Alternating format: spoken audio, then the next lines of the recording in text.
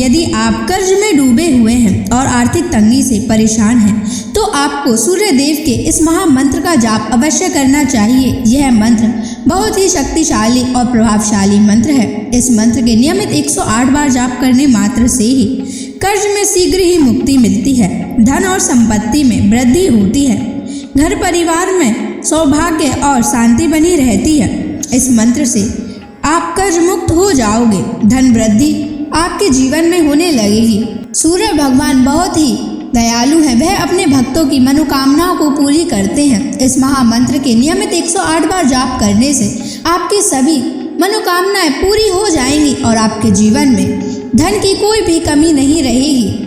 आप अपने जीवन में उन्नति प्राप्त करेंगे, आपको हमेशा सफलता ही प्राप्त होगी। इसलिए प्यारे भक्तों, इस मंत्र को साधारण समझने की गलती बिल्कुल भी ना करें। यह मंत्र बहुत ही प्रभावशाली मंत्र है। इस मंत्र का प्रभाव तुरंत ही दिखाई देने लगता है। अगर आप सच्ची श्रद्धा के साथ इस मंत्र का नियमित 108 बार जाप करेंगे तो आपका जीवन खुशियों से भर जाएगा और आपके जीवन में कभी भी धन की कमी नहीं आएगी। इसलिए प्यारे भक्तों, इस मंत्र का नियमित 108 बार जाप करें और पूरी श्रद्धा के साथ करें। अगर आप सूर्य देव का आशीर्वाद प्राप्त करना चाहते हैं तो इस वीडियो को लाइक और चैनल को सब्सक्राइब जरूर कर दीजिए और कमेंट बॉक्स में जय सूर्य देव अवश्य लिख दीजिए। तो चलिए भक्तों, मंत्र का जाप करना प्रारंभ करते हैं। ओम ह्रीं श्रीं सूर्याय सहस्र तेजसे महाधन प्रदायकाय नमः। ओम ह्रीं श्रीं सूर्याय सहस्र तेजसे महाधन प्रदायकाय नमः। ओम ह्रीं श्रीं सूर्याय सहस्र तेजसे महाधन प्रदायकाय नमः। ओम ह्रीं श्रीं सूर्याय सहस्र तेजसे महाधन प्रदायकाय नमः। ओम ह्रीं श्रीं सूर्याय सहस्र तेजसे महाधन प्रदायकाय नमः। ओम ह्रीं श्रीं सूर्याय सहस्र तेजसे महाधन प्रदायकाय नमः। ओम ह्रीं श्रीं सूर्याय सहस्र तेजसे महाधन प्रदायकाय नमः। ओम ह्रीं श्रीं सूर्याय सहस्र तेजसे महाधन प्रदायकाय नमः। ओम ह्रीं श्रीं सूर्याय सहस्र तेजसे महाधन प्रदायकाय नमः। ओम ह्रीं श्रीं सूर्याय सहस्र तेजसे महाधनप्रदायकाय नमः। ॐ ह्रीं श्रीं सूर्याय सहस्रतेजसे महाधनप्रदायकाय नमः। ॐ ह्रीं श्रीं सूर्याय सहस्रतेजसे महाधनप्रदायकाय नमः। ॐ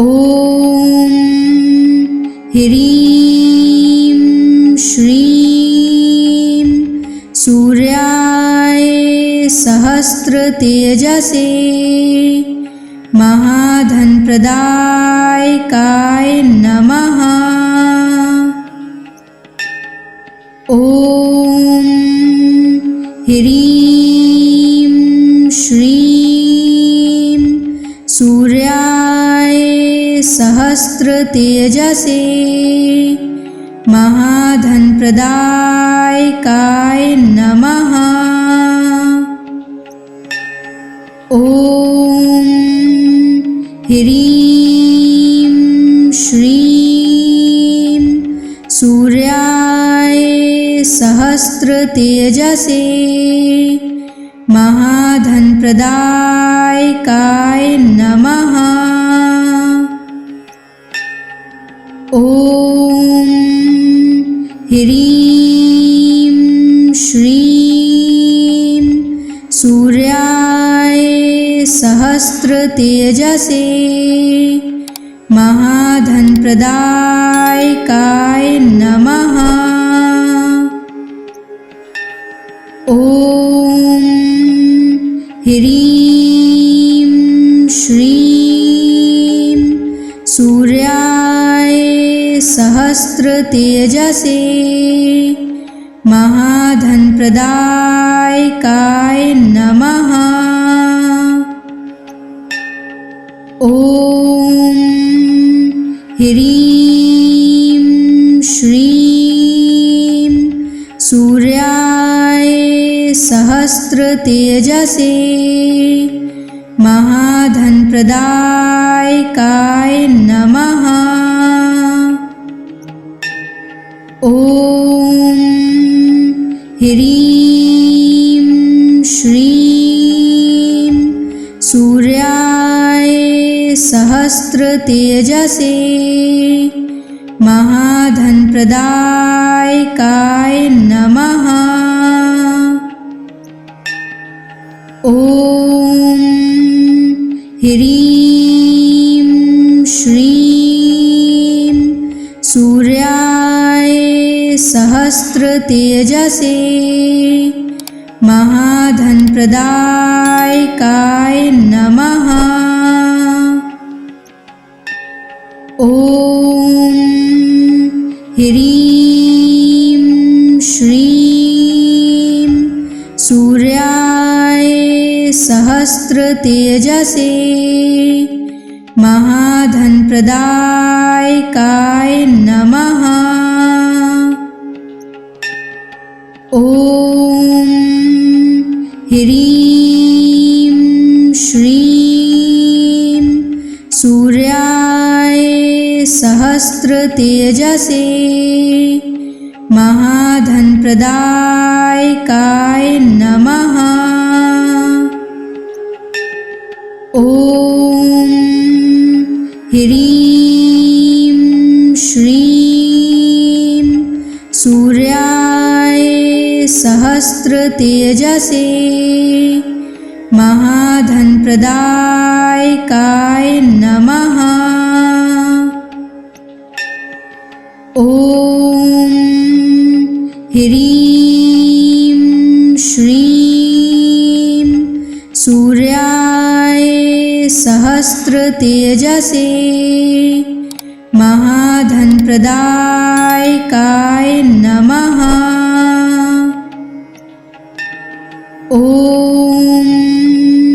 ह्रीं श्रीं सूर्याय सहस्रतेजसे महाधनप्रदायकाय नमः। ॐ ह्रीं श्रीं सूर्याय सहस्रतेजसे महाधनप्रदायकाय नमः। ॐ ह्रीं श्रीं सूर्याय सहस्रतेजसे महाधनप्रदायकाय नमः। ॐ ह्रीं श्रीं सूर्याय सहस्रतेजसे महाधनप्रदायकाय नमः। ॐ ह्रीं श्रीं सूर्याय सहस्रतेजसे महाधनप्रदायकाय नमः। ॐ ह्रीं श्रीं सूर्याय सहस्रतेजसे महाधनप्रदायकाय नमः। ॐ ह्रीं श्रीं सूर्याय सहस्रतेजसे महाधनप्रदायकाय नमः। ॐ ह्रीं श्रीं सूर्याय सहस्रतेजसे महाधनप्रदायकाय नमः।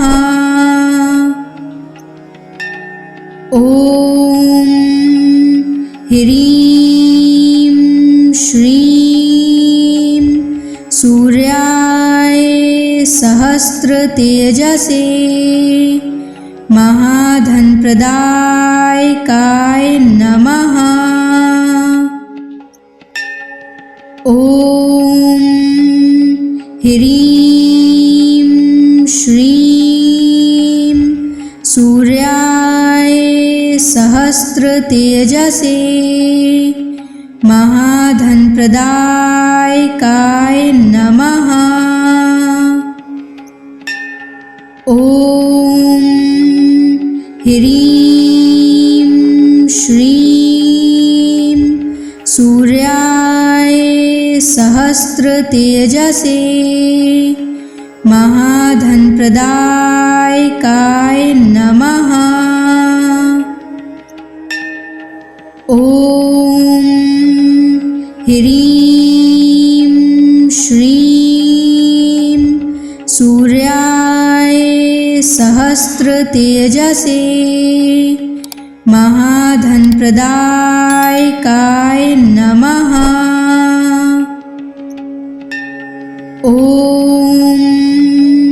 ह्रीं श्रीं सूर्याय सहस्रतेजसे महाधनप्रदायकाय नमः। ॐ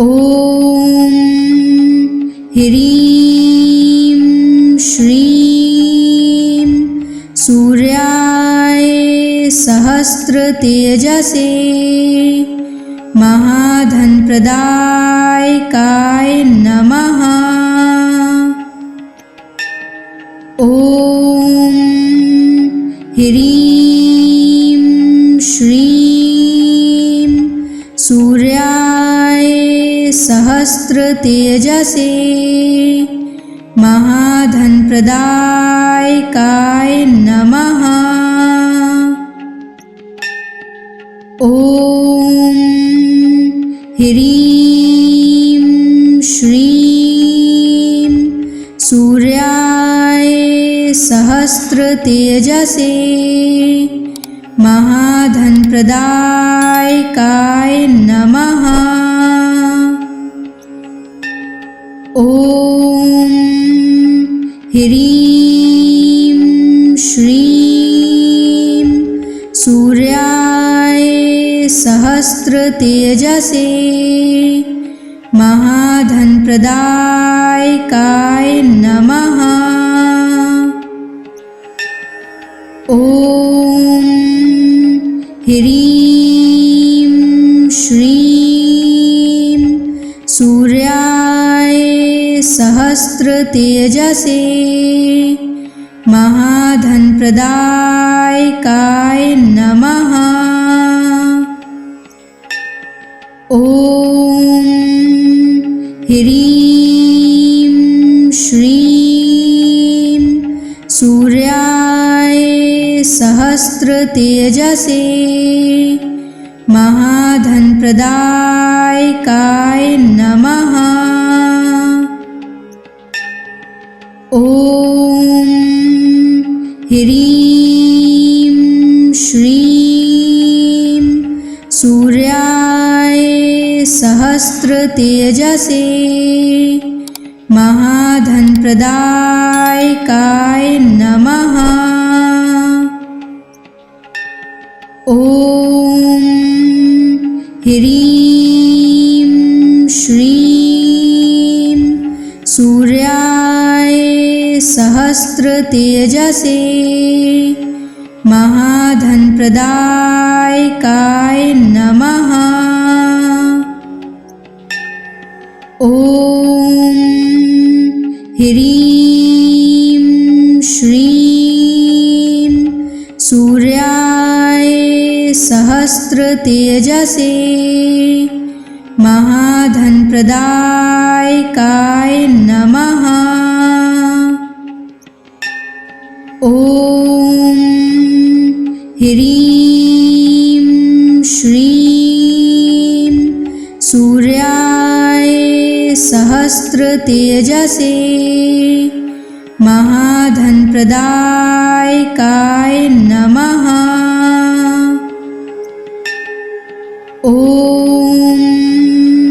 ह्रीं श्रीं सूर्याय सहस्रतेजसे महाधनप्रदायकाय नमः। ॐ ह्रीं श्रीं सूर्याय सहस्रतेजसे महाधनप्रदायकाय नमः। ॐ ह्रीं श्रीं सूर्याय सहस्रतेजसे महाधनप्रदायकाय नमः। ॐ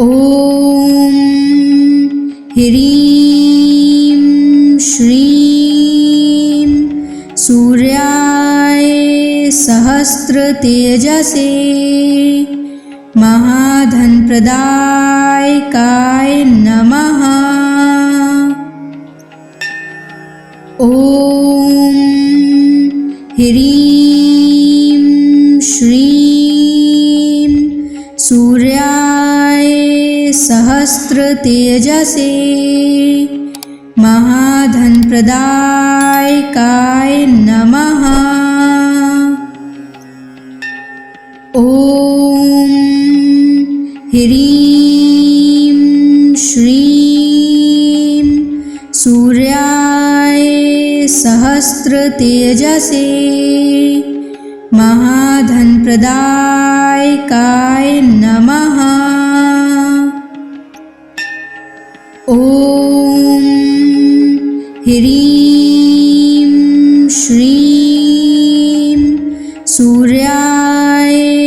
सहस्र तेजसे महाधन प्रदायकाय नमः। ओम ह्रीं श्रीं सूर्याय सहस्र तेजसे महाधन प्रदायकाय नमः। ओम ह्रीं श्रीं सूर्याय सहस्र तेजसे महाधन प्रदायकाय नमः। ओम ह्रीं श्रीं सूर्याय सहस्र तेजसे महाधन प्रदायकाय नमः। ओम ह्रीं श्रीं सूर्याय सहस्र तेजसे महाधन प्रदायकाय नमः। ओम ह्रीं श्रीं सूर्याय सहस्र तेजसे महाधन प्रदायकाय नमः। ओम ह्रीं श्रीं सूर्याय सहस्र तेजसे महाधन प्रदायकाय नमः। ओम ह्रीं श्रीं सूर्याय सहस्र तेजसे महाधन प्रदायकाय नमः। ओम ह्रीं श्रीं सूर्याय सहस्र तेजसे महाधन प्रदायकाय नमः। ओम ह्रीं श्रीं सूर्याय सहस्र तेजसे महाधन प्रदायकाय नमः। ओम ह्रीं श्रीं सूर्याय सहस्र तेजसे महाधन प्रदायकाय नमः। ओम ह्रीं श्रीं सूर्याय सहस्र तेजसे महाधन प्रदायकाय नमः। ओम ह्रीं श्रीं सूर्याय सहस्र तेजसे महाधन प्रदायकाय नमः। ओम ह्रीं श्रीं सूर्याय सहस्र तेजसे महाधन प्रदायकाय नमः। ओम ह्रीं श्रीं सूर्याय सहस्र तेजसे महाधन प्रदायकाय नमः। ॐ ह्रीं श्रीं सूर्याय सहस्रतेजसे महाधनप्रदायकाय नमः। ॐ ह्रीं श्रीं सूर्याय सहस्रतेजसे महाधनप्रदायकाय नमः। ॐ ह्रीं श्रीं सूर्याय सहस्रतेजसे महाधनप्रदायकाय नमः। ॐ ह्रीं श्रीं सूर्याय सहस्रतेजसे महाधनप्रदायकाय नमः। ॐ ह्रीं श्रीं सूर्याय सहस्रतेजसे महाधनप्रदायकाय नमः। ॐ ह्रीं श्रीं सूर्याय सहस्रतेजसे महाधनप्रदायकाय नमः। ॐ ह्रीं श्रीं सूर्याय सहस्रतेजसे महाधनप्रदायकाय नमः। ॐ ह्रीं श्रीं सूर्याय सहस्रतेजसे महाधनप्रदायकाय नमः। ॐ ह्रीं श्रीं सूर्याय सहस्रतेजसे महाधनप्रदायकाय नमः। ॐ ह्रीं श्रीं सूर्याय सहस्रतेजसे महाधनप्रदायकाय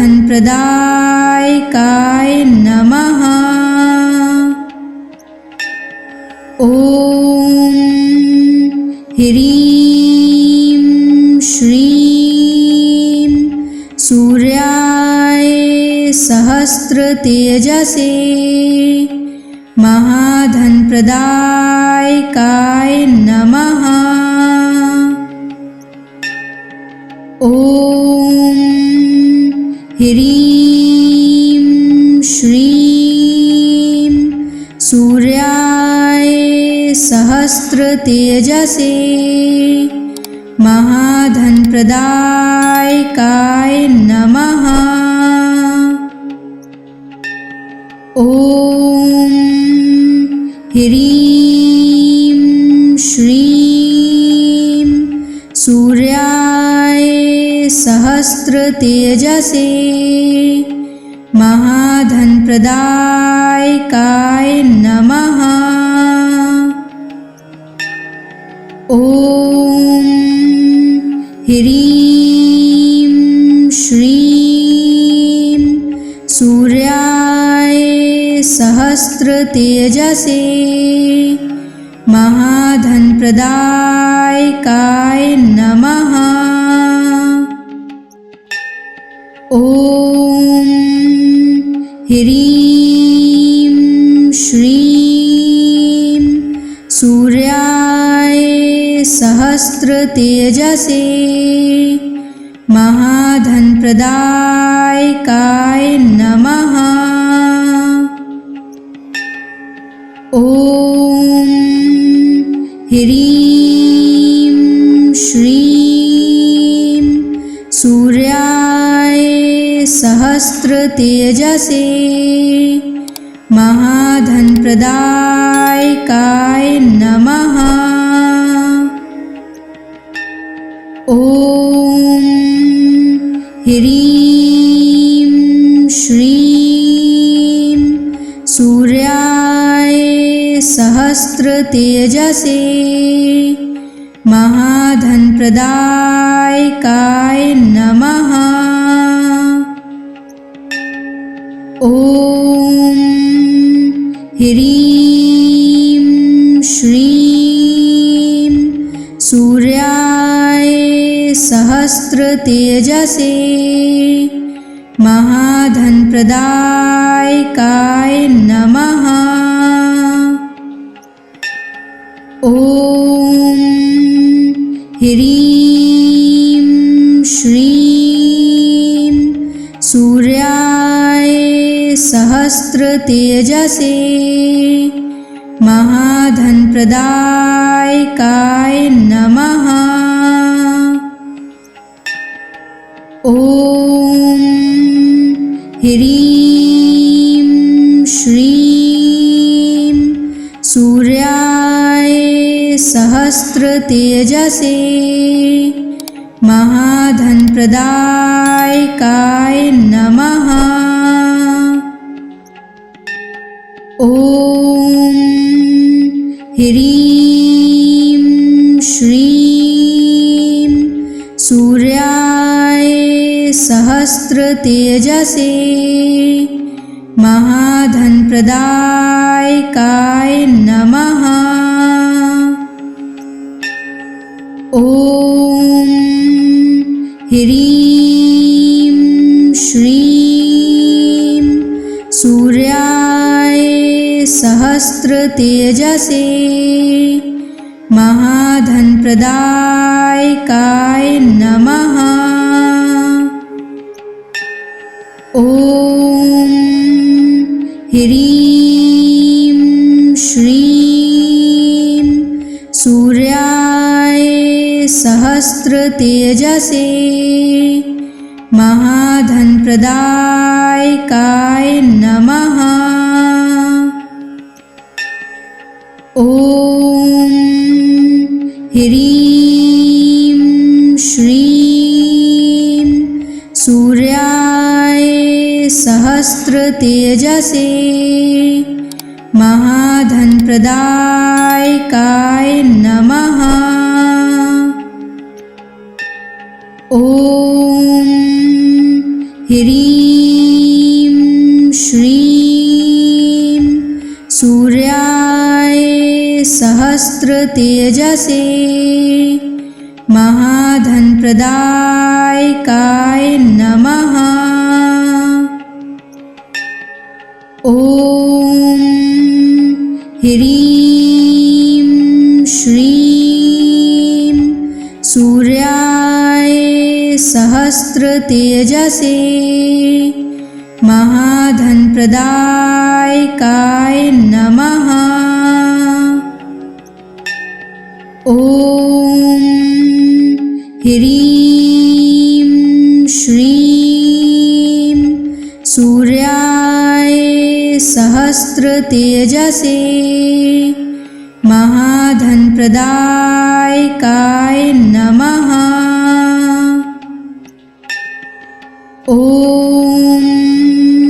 ह्रीं श्रीं सूर्याय सहस्रतेजसे महाधनप्रदायकाय नमः।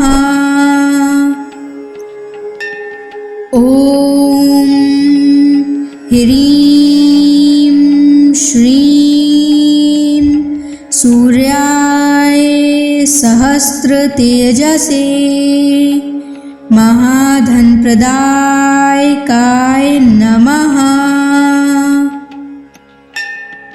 ॐ ह्रीं श्रीं सूर्याय सहस्रतेजसे महाधनप्रदायकाय नमः। ॐ ह्रीं श्रीं सूर्याय सहस्रतेजसे महाधनप्रदायकाय नमः। ॐ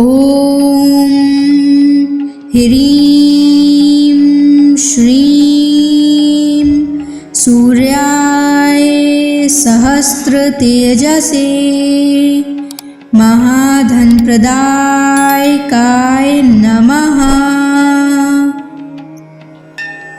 ॐ ह्रीं श्रीं सूर्याय सहस्रतेजसे महाधनप्रदायकाय नमः। ॐ ह्रीं श्रीं सूर्याय सहस्रतेजसे महाधनप्रदायकाय नमः। ॐ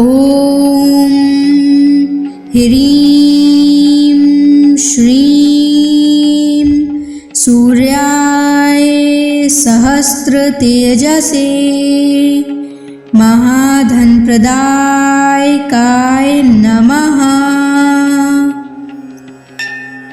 ॐ ह्रीं श्रीं सूर्याय सहस्रतेजसे महाधनप्रदायकाय नमः। ॐ ह्रीं श्रीं सूर्याय सहस्रतेजसे महाधनप्रदायकाय नमः। ॐ ह्रीं श्रीं सूर्याय सहस्रतेजसे महाधनप्रदायकाय नमः। ॐ ह्रीं श्रीं सूर्याय सहस्रतेजसे महाधनप्रदायकाय नमः। ॐ ह्रीं श्रीं सूर्याय सहस्रतेजसे महाधनप्रदायकाय नमः। ॐ ह्रीं श्रीं सूर्याय सहस्रतेजसे महाधनप्रदायकाय नमः। ॐ ह्रीं श्रीं सूर्याय सहस्रतेजसे महाधनप्रदायकाय नमः। ॐ ह्रीं श्रीं सूर्याय सहस्रतेजसे महाधनप्रदायकाय नमः। ॐ ह्रीं श्रीं सूर्याय सूर्याय सहस्रतेजसे महाधनप्रदायकाय नमः। ॐ ह्रीं श्रीं सूर्याय सहस्रतेजसे महाधनप्रदायकाय नमः। ॐ ह्रीं श्रीं सूर्याय सहस्रतेजसे महाधनप्रदायकाय नमः।